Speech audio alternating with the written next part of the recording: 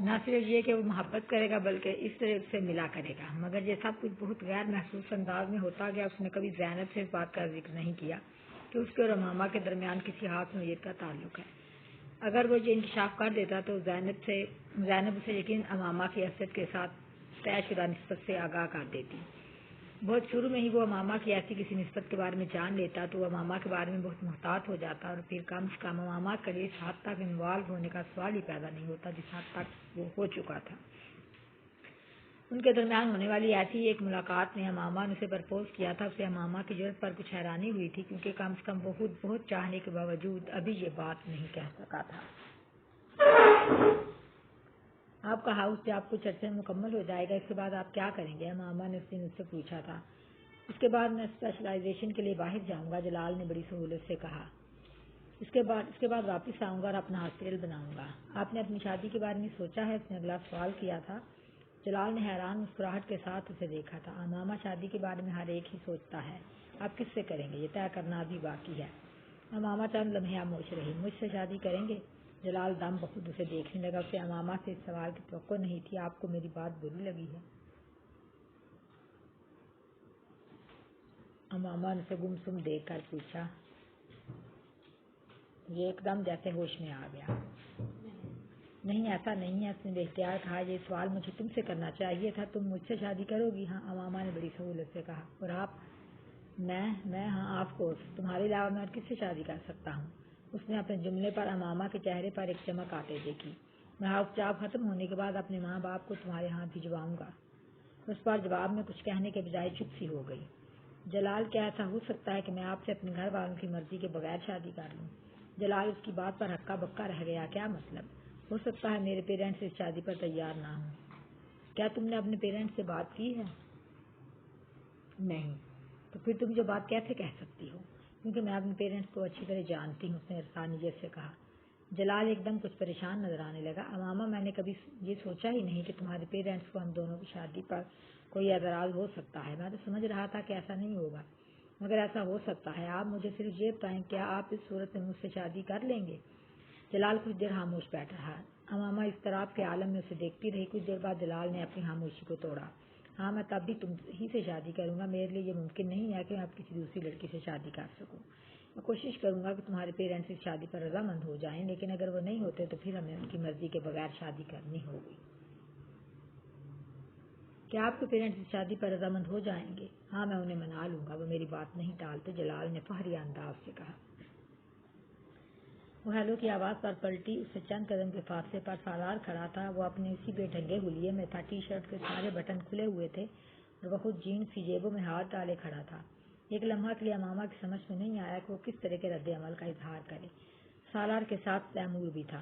آؤ، اس لڑکی سے ملواتا ہوں تمہیں۔ سالار نے امامہ کو کتابوں کی دکان پر دیکھا تو قریب چلا آیا۔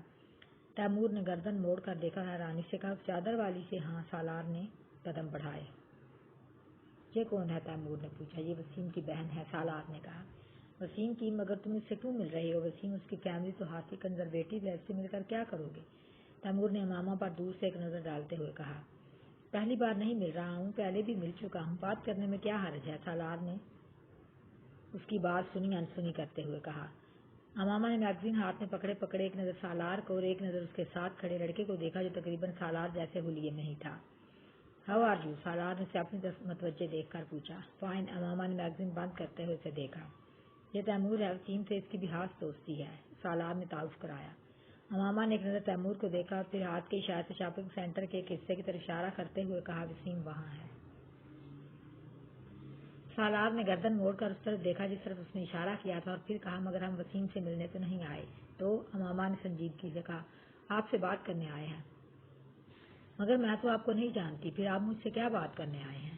امامہ نے سرد مہری سے کہا۔ اسے سالار کی آنکھوں سے وحشت ہونے لگی تھی۔ کاش یہ کسی سے نظریں جھکا کر بات کرنا سیکھ لیتا، خاص طور پر کسی لڑکی سے۔ اس نے میگزین دوبارہ کھول لیا۔ آپ مجھے نہیں جانتی؟ سالار مذاق اڑانے والے انداز میں ہنسا۔ آپ کے گھر کے ساتھ میرا گھر ہے۔ یقیناً ہے، مگر میں آپ کو ذاتی طور پر نہیں جانتی، اس نے سر اٹھائی سے میگزین پر نظریں جماتے ہوئے کہا۔ چند ماہ پہلے آپ نے ایک رات میری جان بچائی تھی، سالار نے مذاق اڑانے والے انداز میں اسے یاد دلایا۔ میڈیکل کی اسٹوڈنٹ ہونے کی حیثیت سے یہ میرا فرض تھا، میرے سامنے کوئی بھی مر رہا ہوتا میں یہی کرتی۔ اب مجھے ایکسکیوز کریں، میں کچھ مصروف ہوں۔ سالار اس کے کہنے کے باوجود ٹس سے مس نہیں ہوا۔ تیمور نے اس کے بازو کو ہولے سے کھینچ کر چلنے کا اشارہ کیا۔ شاید اسے وسیم کے حوالے سے امامہ کا لحاظ تھا، مگر سالار نے اپنا بازو چھڑا لیا۔ میں اس رات آپ کی مدد کے لیے شکریہ ادا کرنا چاہتا تھا، حالانکہ آپ نے مجھے پروفیشنل طریقے سے ٹریٹمنٹ نہیں دیا تھا۔ اس پر سالار نے سنجیدگی سے کہا۔ امامہ نے اس کی بات پر میگزین سے نظریں ہٹا کر اسے دیکھا۔ آپ کا اشارہ اگر اس تھپڑ کی طرف ہے تو ہاں وہ بالکل پروفیشنل نہیں تھا اور میں اس کے لیے معذرت کرتی ہوں۔ میں نے اسے مائنڈ نہیں کیا، میرا اشارہ اس طرف نہیں تھا، سالار نے لاپرواہی سے کہا۔ مجھے توقع تھی کہ آپ اس تھپڑ کو مائنڈ نہیں کریں گے، کیونکہ اسی کے مستحق تھے اور ایک نہیں 10۔ اس نے جملے کا آدھا حصہ ضبط کر لیا۔ ویسے آپ کا اشارہ کس طرف تھا؟ بہت تھرڈ کلاس طریقے سے بینڈیج کی تھی آپ نے میری، اور آپ کو پراپر طریقے سے بلڈ پریشر تک چیک کرنا نہیں آتا۔ سالار نے لاپرواہی سے کہتے ہوئے چیونگم کی ایک اسٹرپ اپنے منہ میں ڈالی۔ امامہ کے کان کی لوئیں سرخ ہو گئی، وہ پلکیں جھپکائے بغیر سے دیکھتی رہی۔ افسوسناک بات ہے کہ ایک ڈاکٹر کو ایسے معمولی کام نہ آتے ہوں جو کسی بھی عام آدمی کو آتے ہیں۔ اس بار اس کا انداز پھر مذاق اڑانے والا تھا۔ میں ڈاکٹر نہیں ہوں، میڈیکل کے ابتدائی سالوں میں ہوں، پہلی بات، اور جہاں تک ان پروفیشنل ہونے کا تعلق ہے تو اگلی بار صحیح۔ آپ نے تو ابھی اس طرح کی کئی کوششیں کرنی ہیں، میں آہستہ آہستہ آپ پر پریکٹس کر کے اپنا ہاتھ صاف کر لوں گی۔ ایک لمحہ کے لیے کچھ نہیں بول سکا، پھر اس کے چہرے پر مسکراہٹ ابھری، یوں جیسے اس کی بات پر محسوس ہوا تھا مگر شرمندہ نہیں ہوا۔ اس نے اس کا اظہار بھی کر دیا۔ اگر آپ مجھے شرمندہ کرنے کی کوشش کر رہی ہیں تو آپ اس میں ناکام ہوں گی۔ میں جانتی ہوں آپ شرمندہ نہیں ہوتے، یہ صرف انسانوں میں ہوتی ہے۔ امامہ نے اس کی بات کاٹ دی۔ آپ کے خیال میں کیا ہوں؟ سالار نے اسی انداز میں کہا۔ پتہ نہیں، ایک ویٹ اس بارے میں آپ کو زیادہ بہتر گائیڈ کر سکے گا۔ وہ اس بار اس کی بات پر ہنسا۔ 2 پیروں پر چلنے والے جانور کو ہر میڈیکل ڈکشنری انسان کہتی ہے، اور میں 2 پیروں پر چلتا ہوں۔ ریچھ سے لے کر کتے تک ہر 4 پیروں والا جانور 2 پیروں پر چل سکتا ہے اگر اسے ضرورت پڑے یا اس کا دل چاہے تو۔ مگر میرے 4 پیر نہیں، اور میں صرف ضرورت کے وقت میں ہر وقت ہی 2 پیروں پر چلتا ہوں، سالار نے عجیب سے انداز میں اپنے لفظوں پر زور دیتے ہوئے کہا۔ یہ آپ کی خوش قسمتی ہے کہ آپ کے 4 پیر نہیں ہیں، اسی لیے میں نے آپ کو ویٹ سے ملنے کو کہا ہے، وہ آپ کو آپ کی خصوصیات کے بارے میں صحیح بتا سکے گا۔ امامہ نے سرد آواز میں کہا۔ وہ اسے ریچ کرنے میں واقعی کامیاب ہو چکا تھا۔ ویسے جتنی اچھی طرح سے آپ جانوروں کے بارے میں جانتی ہیں، آپ ایک بہت اچھی ویٹ ثابت ہو سکتے ہیں۔ آپ کے علم سے خاصا متاثر ہوا ہوں میں۔ امامہ کے چہرے کی سرخی میں کچھ اور اضافہ ہو گیا۔ اگر آپ میری ویٹ بن جاتی ہیں تو میں آپ کے بتائے ہوئے مشورے کے مطابق آپ ہی کے پاس آیا کروں گا تاکہ آپ میرے بارے میں ریسرچ کر کے مجھے بتا سکیں۔ سالار نے بڑی سنجیدگی سے کہا۔ وہ اس کی بات کے جواب میں کچھ نہیں کہہ سکی، صرف اسے دیکھ کر رہ گئی۔ وہ ضرورت سے کچھ زیادہ ہی منہ پھاڑتا اور ایسے شخص کے ساتھ لمبی گفتگو کرنا بیل مجھے مار کے مترادف تھا، اور وہ یہ حماقت کر چکی تھی۔ ویسے آپ کیا فیس چارج کریں گی؟ بڑی سنجیدگی سے پوچھ رہا تھا۔ یہ وسیم آپ کو بتا دے گا، امامہ نے اس بات سے دھمکانے کی کوشش کی۔ چلے ٹھیک ہے، یہ میں وسیم سے پوچھ لوں گا، اس طرح تو خاصی آسانی ہو جائے گی۔ وہ اس کی دھمکی کو سمجھنے کے باوجود مرعوب نہیں ہوا۔ اس نے امامہ کو یہ جتا بھی دیا۔ تیمور نے ایک بار پھر اس کا بازو پکڑ لیا۔ آؤ سالار چلتے ہیں، مجھے ایک ضروری کام یاد آ رہا ہے۔ اس نے اجرت کے عالم سالار کو اپنے ساتھ تقریباً گھسیٹنے کی کوشش کی، مگر سالار نے توجہ نہیں دی۔ چلتے ہیں یار، اس طرح کھینچو تو مت، اس سے کہتے ہوئے ایک بار پھر امامہ کی طرف متوجہ ہو گیا۔ بہرحال یہ سب مذاق تھا، میں واقعی آپ کا شکریہ ادا کرنے آیا تھا، آپ نے وسیم نے کافی مدد کی، میری گڈ بائے۔ وہ کہتے ہوئے واپس مڑ گیا۔ امامہ نے بے اختیار ایک سکون کا سانس لیا۔ وہ شخص واقعی کریک تھا۔ اسے حیرت ہو رہی تھی کہ وسیم جیسا شخص کیسے اس آدمی کے ساتھ دوستی رکھ سکتا ہے۔ وہ ایک بار پھر میگزین کے ورق لوٹنے لگی۔ سالار آیا تھا تمہارے پاس؟ وسیم نے اس کے پاس آ کر پوچھا۔ دور سے اس نے سالار تیمور کو دیکھ لیا تھا۔ ہاں، امامہ نے ایک نظر سے دیکھ کر ایک بار پھر میگزین دیکھنے لگی۔ کیا کہہ رہا تھا؟ وسیم نے کچھ تجسس سے پوچھا۔ مجھے حیرت ہوتی ہے کہ تم نے اس شخص کے ساتھ دوستی کیسے کر لی ہے، میں نے زندگی میں اس سے زیادہ بےہودہ اور بدتمیز لڑکا نہیں دیکھا۔ امامہ نے اکھڑے ہوئے لہجے میں کہا۔ میرا شکریہ ادا کر رہا تھا اور ساتھ مجھ سے کہہ رہا تھا کہ مجھے بینڈیج تک ٹھیک سے کرنی نہیں آتی، نہ میں بلڈ پریشر چیک کر سکتی ہوں۔ وسیم کے چہرے پر مسکراہٹ آئی۔ اس کو دفع کرو، یہ عقل سے پیدل ہے۔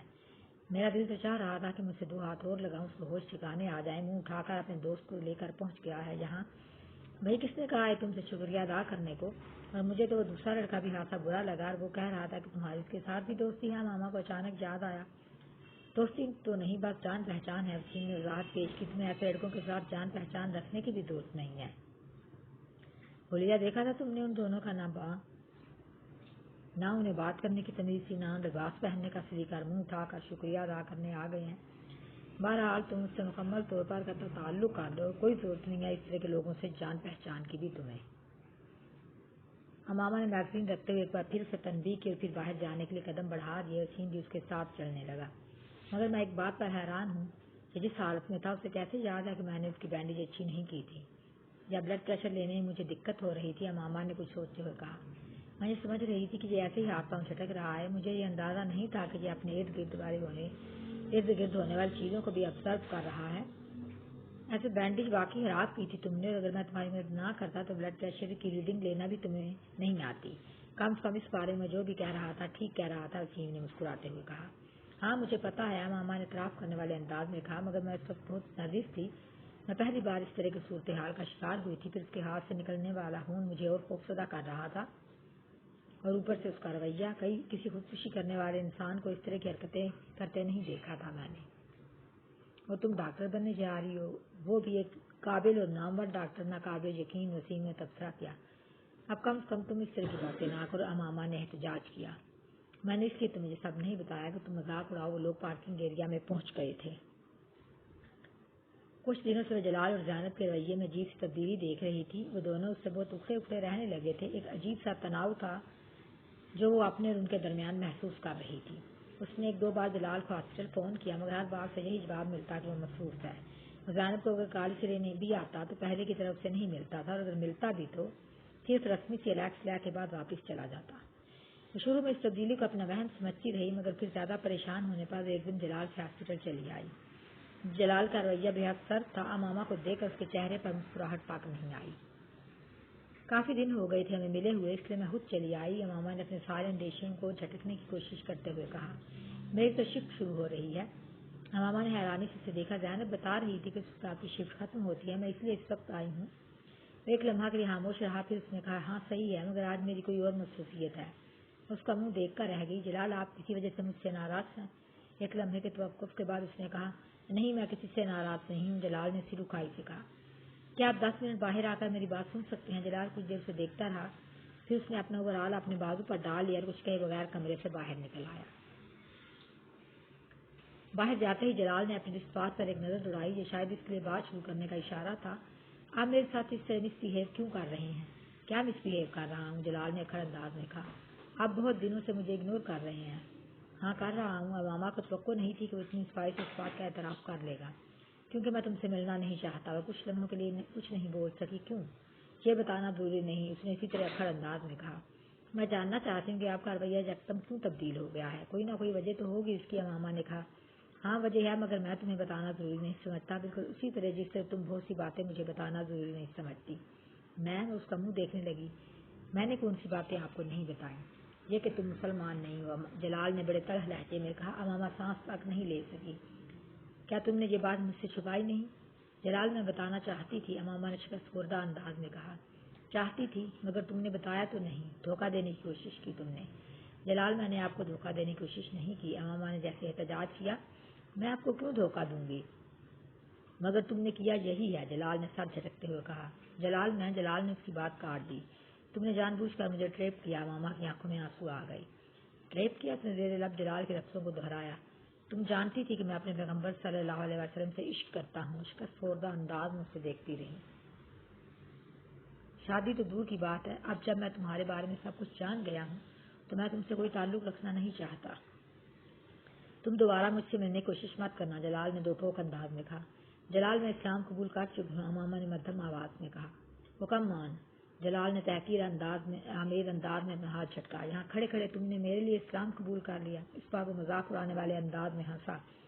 جلال, میں آپ کے لیے مسلم نہیں ہوئی. آپ میرے لیے ایک ذریعہ ضرور بنے ہیں. مجھے کئی ماہ ہو گئے ہیں اسلام قبول کیے, اور اگر آپ کو میری بات پر یقین نہیں ہے تو میں آپ کو ثبوت دے سکتی ہوں. آپ میرے ساتھ چلیں. اس پر جلال کو سلجھے ہوئے انداز میں سے دیکھنے لگا. میں مانتی ہوں میں نے آپ کی طرف پیش قدمی خود کی. آپ کے بقول میں نے آپ کو ٹریپ کیا. میں نے ٹریپ نہیں کیا, میں صرف بے بس تھی. آپ کے معاملے میں مجھے خود پر قابو نہیں رہتا تھا. آپ کی آواز کی وجہ سے. آپ جانتے ہیں میں نے آپ کو بتایا تھا. میں نے پہلی بار آپ کو نعت پڑھتے سنا تو میں نے کیا محسوس کیا تھا. آپ کو اگر میرے بارے میں پہلے یہ سب کچھ پتہ چل جاتا تو آپ میرے ساتھ یہی سلوک کرتے جو آپ کر رہے ہیں. مجھے صرف اس بات کا اندیشہ تھا جس کی وجہ سے میں نے آپ سے بہت کچھ چھپائے رکھا. بعض باتوں میں انسان کو اپنے پر اختیار نہیں ہوتا. مجھے بھی آپ کے معاملے میں خود پر کوئی اختیار نہیں ہوتا. اس نے رنجیدگی سے کہا. تمہارے گھر والوں کو اس بات کا پتہ ہے؟ نہیں, میں انہیں نہیں بتا سکتی. میری منگنی ہو چکی ہے. میں نے آپ کو اس بارے میں بھی نہیں بتایا. وہ ایک لمحہ کے لیے رکی. مگر میں وہاں شادی نہیں کرنا چاہتی. میں آپ سے شادی کرنا چاہتی ہوں.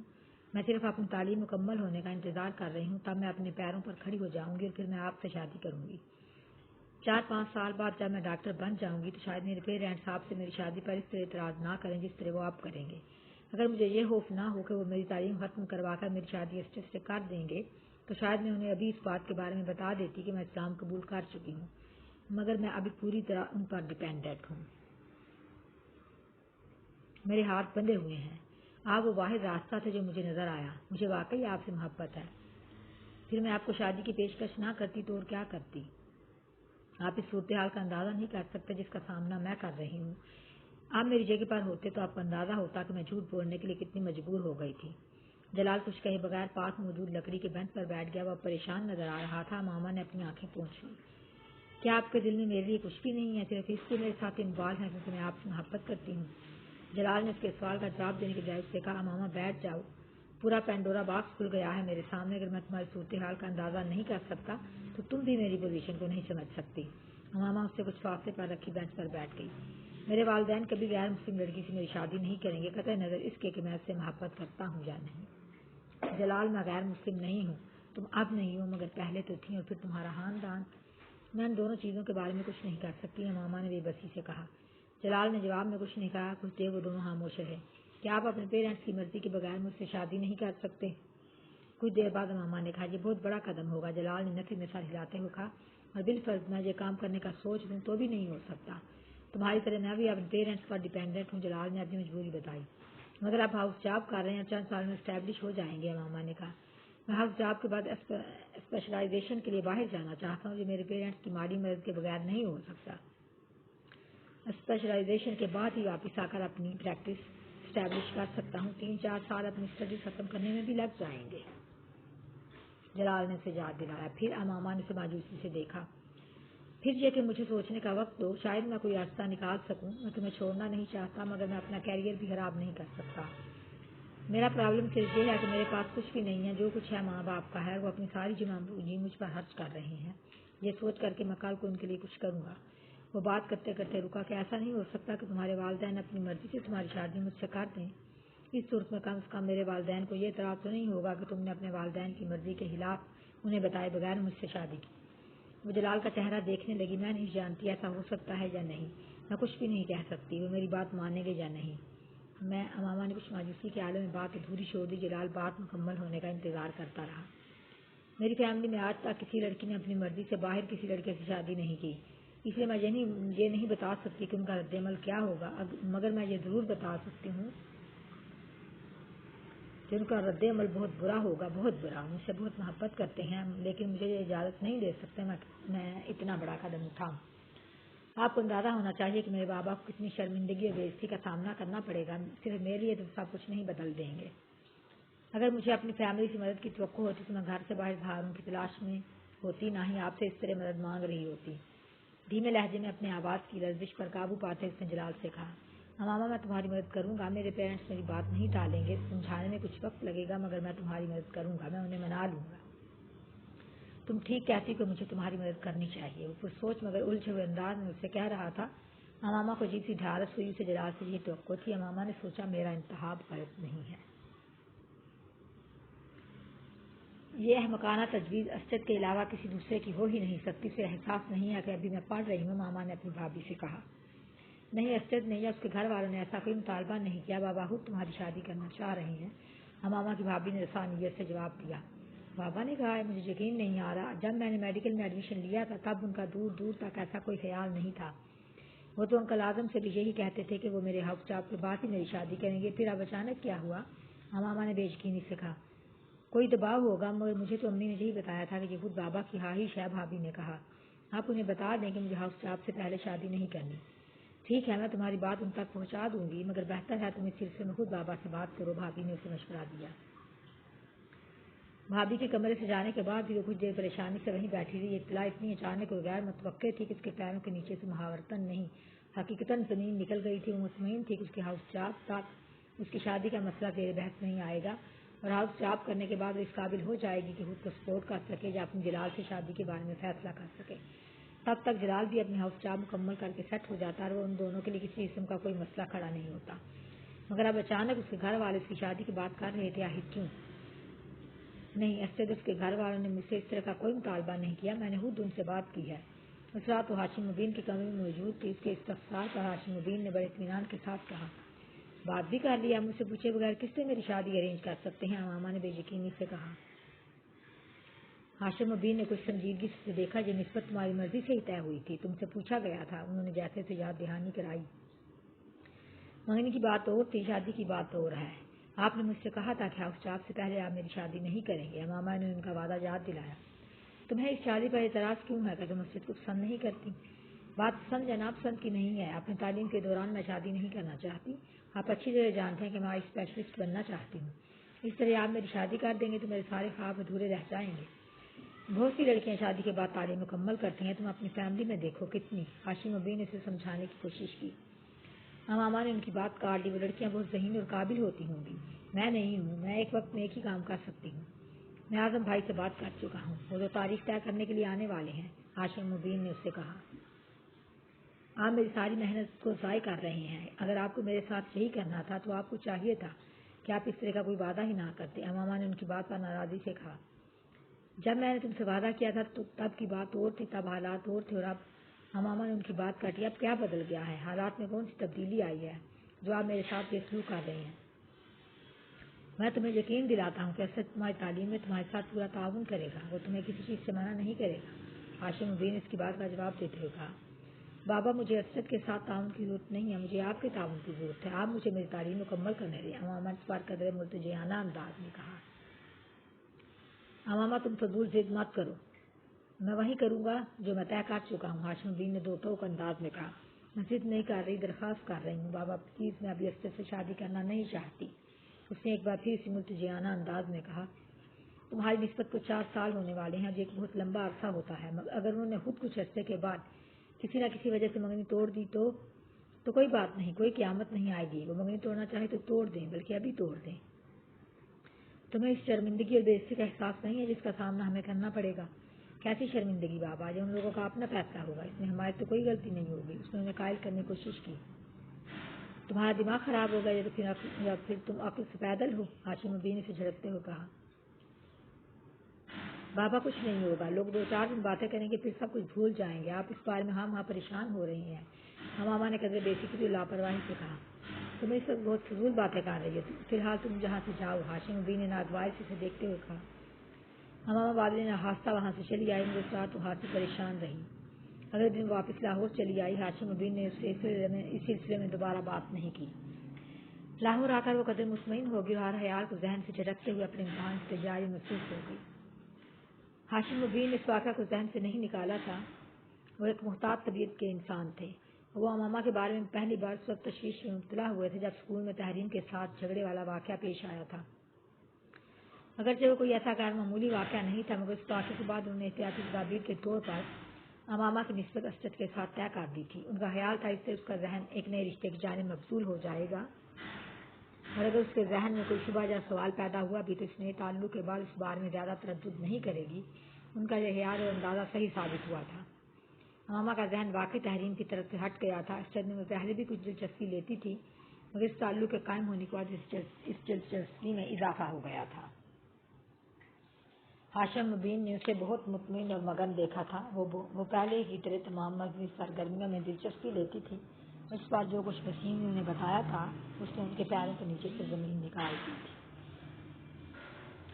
وہ فوری طور پر یہ نہیں جان سکے، مگر انہیں یہ ضرور علم ہو گیا کہ امامہ کے عقائد اور نظریات میں خاصی تبدیلی آ چکی تھی، اور یہ نہ صرف ان کے لیے بلکہ ان کے پورے خاندان کے لیے تشویش کا باعث تھا۔ وہ اپنی بڑی بیٹیوں کی طرف سے بھی اعلیٰ تعلیم دلوانا چاہتے تھے، اور یہ اس لیے بھی اہم تھا کہ شادی کے بعد خاندان میں نہیں جانا تھا۔ وہ خاندان بہت تعلیم یافتہ تھا، خود ان کا ہونے والا داماد اسد بھی امامہ کو اعلیٰ تعلیم یافتہ دیکھنا چاہتا تھا۔ ہاشم مبین کے لیے اس کی تعلیم کا سلسلہ منقطع کر کے اسے گھر بٹھا لینا آسان نہیں تھا، کیونکہ اس صورت میں سے اعظم مبین کو اس کی وجہ بتانی پڑتی، اور امامہ سے سخت ناراض ہونے کے باوجود وہ نہیں چاہتے تھے کہ اعظم مبین اور خاندان امامہ کے بدلے ہوئے قائد کے بارے میں جان کر برگشتہ اور بازن ہوں، اور پھر شادی کے بعد وہ اسد کے ساتھ بری زندگی گزارے انہوں نے ایک طرف اپنے گھر والوں کو اس بات کو راز رکھنے کی تاکید کی، دوسری طرف امامہ کی منت سماجت پر اسے اپنی تعلیم جاری رکھنے کی اجازت دے دی۔ امامہ صبیحہ کا لیکچر اٹینڈ کرنے اور اس کے وہاں جانے یا جلال سے ملنے کے معاملے میں اس قدر محتاط تھی کہ اس کا یہ میل جول ان لوگوں کی نظروں میں نہیں آ سکا۔ شاید اس کی ایک وجہ یہ بھی تھی کہ وہ جویریہ اور رابعہ کو بھی ہر چیز کے بارے میں اندھیرے میں رکھے ہوئے تھی، ورنہ اس کے بارے میں ضرور کوئی نہ کوئی خبر ادھر ادھر گردش کرتی اور ہاشم مبین تک بھی پہنچ جاتی، مگر ایسا نہیں ہوا۔ ہاشم مبین اس کی طرف سے مطمئن ہو گئے تھے، مگر ماما کے اندر آنے والی تبدیلیوں نے تشویش میں مبتلا کر دیا تھا۔ ان کے دماغ میں جو واحد حل آیا تھا وہ اس کی شادی تھی۔ ان کا خیال تھا کہ اس کی شادی کر دینے سے خود امامہ کی ذمہ داری سے مکمل طور پر آزاد ہو جائیں گے۔ یہی وجہ تھی کہ انہوں نے اس طرح اچانک اس کی شادی کا فیصلہ کر لیا تھا۔ جلال میرے پیرنٹس اسٹس سے میری شادی کر دینا چاہتے ہیں۔ لاہور آنے کے بعد امامہ نے سب سے پہلے جلال سے ملاقات کی تھی۔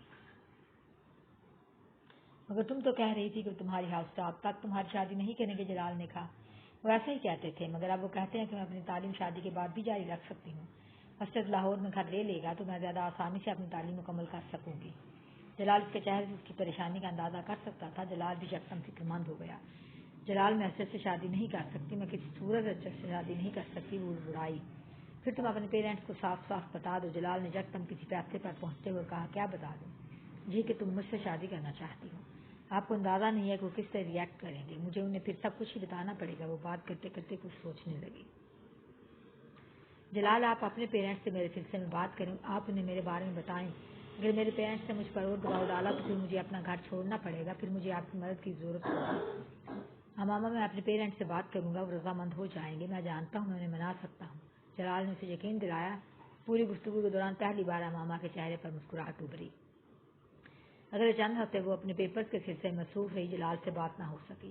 آخری پیپر والے دن وسیم اسے لینے کے لیے لاہور آ گیا تھا۔ اسے وہاں یوں دیکھ کر حیران رہ گئی۔ وسیم، میں ابھی تو نہیں جا سکتی، آج تو میں پیپر سے فارغ ہوں، مجھے ابھی یہاں کچھ کام ہے۔ میں کل تک یہیں ہوں، اپنے دوست کے ہاں ٹھہر جاتا ہوں، جب تک تم اپنے کام نپٹا لو، پھر اکٹھے چلیں گے۔ وسیم نے اس کے لیے مدافعت کا آخری راستہ بھی بند کر دیا۔ میں چلتی ہوں تمہارے ساتھ، امامہ نے کچھ بے دلی سے فیصلہ کرتے ہوئے کہا۔ اسے اندازہ تھا کہ وسیم اسے ساتھ لے کر ہی جائے گا۔ تم اپنی چیزیں پیک کر لو، اب تم ساری چھٹیاں وہاں گزار کر ہی آنا، اسے واپس مڑتے دیکھ کر وسیم نے کہا۔ اس نے ساری لا دیں، اس کا اپنی تمام چیزیں پیک کرنے یا اسلام آباد میں ساری چھٹیاں گزارنے کا کوئی ارادہ نہیں تھا۔ اس نے طے کیا تھا کہ وہ چند دن وہاں گزار کر کسی نہ کسی بہانے سے واپس لاہور آ جائے گی۔ یہی اس کی غلط فہمی تھی۔ رات کے کھانے پر وہ سب گھر والوں کے ساتھ کھانا کھا رہے تھے اور سب کچھ گفتگو میں مصروف تھے۔ پیپرز کیسے ہوئے تمہارے؟ ہاشم مبین نے کھانا کھاتے ہوئے اس سے پوچھا۔ بہت اچھے ہوئے، ہمیشہ کی طرح اس نے چاول کا چمچ منہ میں ڈالتے ہوئے کہا۔ ویری گڈ، چلو پیپرز کی ٹینشن تو ختم ہوئی، اب تم کل سے اپنی شاپنگ شروع کر دو۔ امامہ نے حیرانی سے انہیں دیکھا۔ شاپنگ؟ کیسی شاپنگ؟ فرنیچر کی اور جیولر کے پاس پہلے چلے جانا تم لوگ، باقی چیزیں تو آہستہ آہستہ ہوتی رہیں گی۔ ہاشم مبین نے اس کے سوال کا جواب دینے کے بجائے اس بار اپنی بیوی سے کہا۔ بابا، مگر کس لیے؟ امامہ نے ایک بار پھر پوچھا۔ تمہاری امی نے بتایا نہیں تمہیں کہ ہم نے تمہاری شادی کی تاریخ طے کر دی ہے؟ امامہ کے ہاتھ سے چمچ چھوٹ کر پلیٹ میں جا گرا۔ ایک لمحے میں اس کا رنگ پھک ہو گیا تھا۔ میری شادی کی تاریخ؟ اس نے بے یقینی سے باری باری سلمہ اور ہاشم کو دیکھا جو اس کے تاثرات پر حیران نظر آ رہے تھے۔ ہاں، تمہاری شادی کی تاریخ، ہاشم مبین نے کہا۔ یہ آپ کیسے کر سکتے ہیں؟ مجھ سے پوچھے بغیر، مجھے بتائے بغیر؟ منک چہرے کے ساتھ انہیں دیکھ رہی تھی۔ تم سے پچھلی دفعہ بات ہوئی تھی اس سلسلے میں؟ ہاشم مبین یکدم سنجیدہ ہو گئے۔ اور میں نے انکار کر دیا تھا۔ ہاشم مبین نے اسے بات مکمل نہیں کرنے دی۔ میں نے تمہیں بتا دیا تھا کہ مجھے تمہارے انکار کی کوئی پرواہ نہیں ہے۔ میں اسد کے گھر والوں سے بات کر چکا ہوں، ہاشم مبین نے تیز آواز میں کہا۔ ڈائننگ ٹیبل پر یکدم گہری خاموشی چھا گئی، کوئی بھی کھانا نہیں کھا رہا تھا۔ امامہ یکدم اپنی کرسی سے کھڑی ہو گئی۔ آئی ایم سوری بابا، مگر میں اسد سے بھی شادی نہیں کر سکتی۔ آپ نے شادی طے کی، آپ ان سے بات کر کے اسے ملتوی کر دیں، ورنہ میں خود ان سے بات کر لوں گی۔ ہاشم مبین کا چہرہ سرخ ہو گیا۔ تم اسد سے شادی کرو گی اسی تاریخ کو جو میں نے طے کیا؟ تم نے سنا؟ وہ بے اختیار چلائے۔ اٹس ناٹ فیئر، امامہ نے بھررائی ہوئی آواز میں کہا۔ اب تم مجھے یہ بتاؤ گی کیا فیئر ہے اور کیا نہیں؟ تم بتاؤ گی مجھے؟ ہاشم مبین کو اس کی بات پر اور غصہ آیا۔ بابا، جب میں نے آپ سے کہا تھا کہ مجھے ابھی شادی نہیں کرنی تو آپ زبردستی کیوں کر رہے ہیں میرے ساتھ؟ امامہ بے اختیار رونے لگی۔ کر رہا ہوں زبردستی، پھر میں حق رکھتا ہوں، چلائے امامہ۔ اس بار کچھ کہنے کے بجائے اپنے ہونٹ بھیجتے ہوئے اس وقت چہرے کے ساتھ تیزی سے ڈائننگ روم سے نکل آئی۔ میں اس سے بات کرتی ہوں، آپ پلیز کھانا کھائیں، اتنا غصہ نہ کریں، کچھ جذباتی ہے اور کچھ نہیں۔ سلمہ نے ہاشم مبین سے کر خود اپنی کرسی سے اٹھ کھڑی ہوئی۔ ان کے کمرے سے نکلتے وسیم کو دیکھ کر امامہ بے اختیار اٹھ کھڑی ہوئی۔ تم دفعہ ہو جاؤ یہاں سے، نکل جاؤ۔ اس نے تیزی سے وسیم کے پاس جا کر اسے دھکا دینے کی کوشش کی، پیچھے ہٹ گیا۔ کیوں؟ میں نے کیا کیا ہے؟ جھوٹ بول کر دھوکہ دے کر تم مجھے جہاں لے آئے ہو.